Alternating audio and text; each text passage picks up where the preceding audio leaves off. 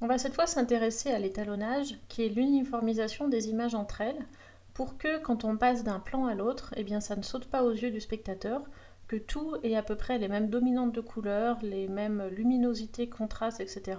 Que les images aient la même apparence pour que ce soit plus cohérent et plus fluide dans la lecture du montage.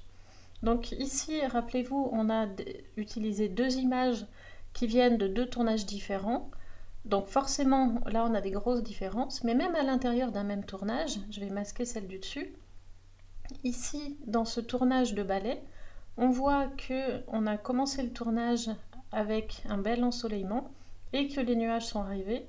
Et plus on avance dans le tournage et plus on voit que la lumière devient grise et que forcément le rendu est différent entre ici et là. Donc l'idée, ça va être déjà à l'intérieur d'un même tournage d'aller uniformiser les rendus et puis même d'améliorer notre image pour qu'elle soit plus jolie à regarder. Et ensuite, c'est bien de l'uniformiser avec un plan qui vient d'ailleurs. Donc pour ça, on va travailler image par image et on va utiliser l'espace de travail couleur et non pas la bibliothèque d'effets qu'on a ici, même si dedans il y a des effets de correction colorimétrique. Vous allez voir qu'en utilisant l'espace de travail couleur, c'est beaucoup plus pratique. Alors vous voyez qu'on trouve ici, donc dans cet espace de travail, tous les outils dédiés à la correction colorimétrique, à l'étalonnage. Et on voit ici donc sur la gauche des outils qui sont dans notre moniteur Lumetri. En bas, on a un moniteur de référence qui va nous permettre d'afficher une image et de nous en servir comme référence, comme son nom l'indique, pour la visualiser. Ici, on retrouve notre moniteur programme, notre timeline, et à droite, on a tout le panneau Lumetri avec les différents outils de correction d'image. Alors, juste déjà par rapport au moniteur Lumetri, il nous affiche différents outils. L'outil qu'on voit ici, c'est un vectorscope, c'est-à-dire qu'il nous donne les informations de couleur, mais aussi de luminosité, avec le blanc qui est au milieu de l'image, et ensuite, eh bien, notre couleur va se décaler dans un sens ou dans l'autre en fonction de si on a une dominante. Je vous montre ça avec ici la correction de base. Si je donne une dominante bleue, vous voyez que le centre va se déplacer vers le bleu, alors qu'à l'inverse, si je vais vers sa complémentaire, le jaune, eh bien, on voit qu'il se décale de l'autre côté.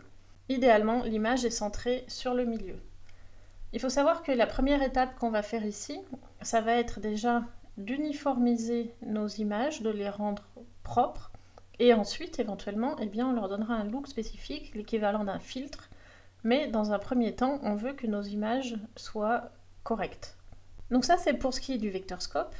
Ici, on voit avec notre clé à molette qu'on peut afficher d'autres outils, par exemple un histogramme, qui lui nous donne principalement les informations de luminosité, ou ce qu'on appelle les formes d'ondes primaires. Alors les couleurs primaires en vidéo, c'est le rouge, le vert et le bleu. Donc lui, il détaille ici, primaire par primaire, notre signal, en sachant que en bas, vers les 0, on est sur du noir, et qu'à 100, on est sur du blanc. Et l'idée, c'est d'avoir un spectre qui couvre l'ensemble de cette gamme. On peut aussi avoir une forme d'onde qui ne soit pas détaillée en fonction des primaires. Vous voyez qu'évidemment, plus j'ai d'informations, plus c'est petit. Donc on peut aussi ici aller choisir d'en décocher, de n'en afficher par exemple que 2 pour les voir en plus grand, ou même de n'en afficher qu'une en fonction de ce sur quoi on travaille. L'intérêt d'utiliser ces outils, c'est que comme pour le vumètre avec l'audio, ce sont des données qui sont physiques et ça ne fait pas du tout appel à notre perception visuelle qui est subjective, puisqu'on est perturbé par l'environnement autour de nous, et puis que l'œil s'adapte énormément, donc l'œil arrivera facilement à rétablir une vision avec un blanc qui soit blanc, alors que dans les faits, en fait, le blanc est peut-être avec une dominante d'une couleur ou d'une autre. Donc voilà, c'est pour ça que c'est pratique d'utiliser ces outils. Et on va regarder ensuite donc, comment on procède pour corriger une image. Donc on va sélectionner ici notre premier plan, et puis on va regarder à droite les différents onglets qu'on a. Donc je referme, je vous montre la correction de base, créatif qu'on verra après, les courbes, les roues chromatiques, et ensuite c'est ce qu'on appelle l'étalonnage secondaire, c'est-à-dire qu'au lieu de jouer sur l'ensemble de l'image, on va jouer uniquement sur une zone ou sur une couleur, donc par exemple le jaune, et ensuite rajouter une vignette. Comme vous l'avez compris dans ce logiciel, il y a plusieurs manières d'arriver au même résultat, Eh bien c'est pareil pour l'étalonnage, enfin, on a plusieurs outils à notre disposition, et puis eh bien, on va choisir celui avec lequel on est le plus à l'aise pour arriver au rendu souhaité.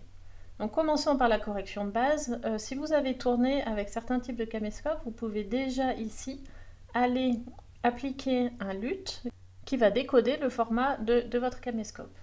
Si ce n'est pas le cas, vous pouvez ignorer ça. Ensuite, donc, on a deux choses. On a la tonalité, donc ce qui concerne l'exposition de notre image, et on a ici la balance des blancs. Alors, vous voyez qu'on a ici aussi un bouton automatique qui ne marche pas à tous les coups, mais il faut savoir que si vous êtes très pressé, alors ce que je vous dis, je pense qu'aucun monteur n'avouera jamais à utiliser les boutons automatiques, mais quand on travaille sur des montages sur lesquels on est pressé, notamment sur de l'événementiel, eh bien c'est bien souvent dans les faits qu'on commence par cliquer sur ce bouton automatique et on se rend compte que souvent ça marche pas mal. C'est pas du tout systématique, des fois ça marche pas du tout. Mais quand ça marche correctement, eh bien ça peut déjà servir de base pour gagner du temps et ensuite aller l'adapter avec les autres outils. Donc vous voyez qu'ici il m'a augmenté l'exposition, il a augmenté un petit peu le contraste en allant baisser les tons foncés ou augmenter les blancs. Donc ça peut être déjà une base de travail. Ici j'ai donc ma température de couleur sur laquelle je peux jouer comme on a vu avec les curseurs pour avoir une image plus ou moins bleutée ou plus ou moins jaune. Pareil pour jouer entre les verts et les magentas. Mais on peut aussi ici aller prendre une pipette et dire ok, ça c'est du blanc. Je clique sur le blanc et ensuite eh bien, c'est le logiciel qui va faire la balance à partir de ce blanc. Alors comme c'est un blanc de glace qui est d'emblée un petit peu bleuté, mais vous voyez que le résultat est un petit peu jaune. J'ai envie de garder l'effet bleuté que j'avais, donc je vais aller contrebalancer ce que le logiciel a fait et je vais rester avec une image un petit peu plus bleue que ce que le logiciel m'avait proposé. Et un petit peu plus vert, voilà, donc je vais dire que ça par exemple ça me convient. La saturation, eh bien c'est pour jouer sur la saturation de l'image, si on n'en a aucune, eh bien on a du noir et blanc, et après on peut aller aussi dans les extrêmes.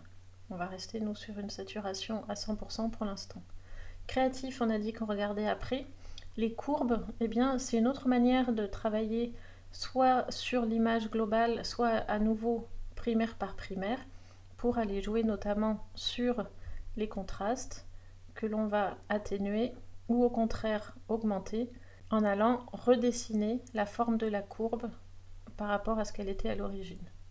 Donc ça c'est quelque chose surtout qu'utilisent les gens qui sont familiers des outils de graphisme. En vidéo c'est un petit peu moins standard.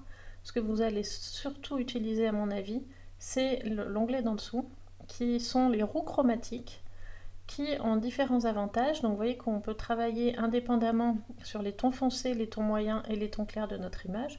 Donc les tons foncés, ça va être le ciel et puis une partie des rochers. Les tons moyens, ça va être par exemple le skieur, et les tons clairs, ça va être tout ce qui est neige. Et ça permet d'affiner les contrastes. Par exemple, de choisir ici, d'avoir des noirs qui sont encore un petit peu plus foncés, sans aller trop non plus dans les extrêmes. Peut-être d'éclater un petit peu plus encore les blancs et sans toucher forcément au ton moyen. Et puis si j'ai envie que ma neige soit un petit peu plus bleutée, et bien à ce niveau-là, je peux aller choisir de rajouter un peu de cyan à ma dominante de neige.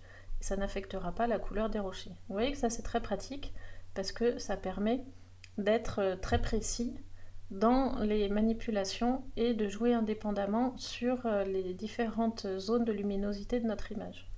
Et ensuite, comme je vous le disais ici, donc ce qui est TSL secondaire, ça va permettre de jouer par exemple uniquement sur le jaune, que je vais aller sélectionner ici sur la tenue. Et puis si j'ai envie par exemple d'augmenter juste la luminosité du jaune, et bien ici je peux jouer dessus. Vous voyez que le jaune devient plus lumineux, mais que ça ne joue pas sur le reste de l'image. Et la dernière catégorie, c'est ici la vignette. On peut choisir d'appliquer une vignette sur les bords de notre image pour attirer l'attention sur le centre. Alors ça, a priori, c'est des défauts d'objectif que les fabricants essaient de corriger, mais qu'on peut choisir d'appliquer ensuite au moment du montage, si ce n'est qu'au lieu d'appliquer un effet de vignette plan par plan, on aura plutôt tendance à aller le placer dans un calque d'effet au-dessus de tout le reste pour qu'il s'applique à tout le montage. Voilà, ça je ne vais pas en mettre.